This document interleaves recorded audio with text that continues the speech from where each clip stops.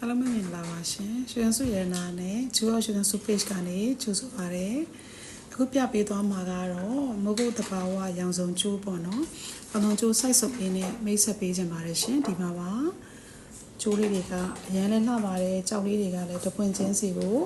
စိုက်ကြီးလေးတွေနဲ့ပဲတည်ထားပါတယ်เนาะအနည်းဆုံးတပွင့်တစ်ကလပ်ကျော်ကနေစပြီးတော့တည်ထားတဲ့ကျိုးလေးတွေဖြစ်ပါတယ်ဈေးလေးတွေလည်းအစားစားရှိတယ်ပက်တန်လေးတွေကလည်း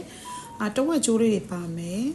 ရှေ့ကကြောက်ပွင့်ပေါ့နော်နောက်ကတော့ခုတ်ချိုးတန်ချိုးရယ်ပြီးလို့ရှိရင်တပွင့်ချားလေးတွေပါပါမယ်ပြီးရင်3ပွင့်3လုံးတပွင့်ပေါ့ပက်တန်လေးလည်းပါပါတယ်နော်ဒါ3ပွင့်တစ်ခုပက်တန်ပါပြီးရင်ဒါကတော့တပွင့်ချင်းစီကိုအစိတ်ကလေးပေါ့နော်ကြောက်အစိတ်ကလေးရယ်ကြောက်ကျဲလေးတွေရဖြစ်ပါတယ်နော်ဒီမှာပါကျိုးတွေအများကြီး install ရှိပါတယ်ဈေးတွေတော့မတို့340ကျော်ကနေစပြီးတော့ရှိပါမယ်နော်ဒီလိုမျိုးလေးတွေပါကျိုးလေးရအစားစားပေါ့နော်ဒါလေးဆိုရင်လည်းသူကကြောက်ကျိုးတစ်ဝက်ပေါ့နော်ဒီကြောက်ကျိုးတစ်ဝက်ပါဒါမျိုးလေးကြောက်ကလေးတွေအကုန်လုံးအလှအတန်လေးနဲ့စီထားတာဖြစ်ပါတယ်နော်အဲ့တော့တကယ်လို့ကြည့်ချင်တယ်ဆိုရင်မာရီရဲ့အသွင်နာ showroom မှာဗာကြည့်လို့ရပါတယ်နော် install ရှိပါတယ်အဲ့တော့ကြည့်ချင်တဲ့သူလေးတွေတကယ်လို့မို့လဲမလာဖြစ်သေးဘူးဆိုလည်းမတို့နော်ရှူဇန်စုရဲ့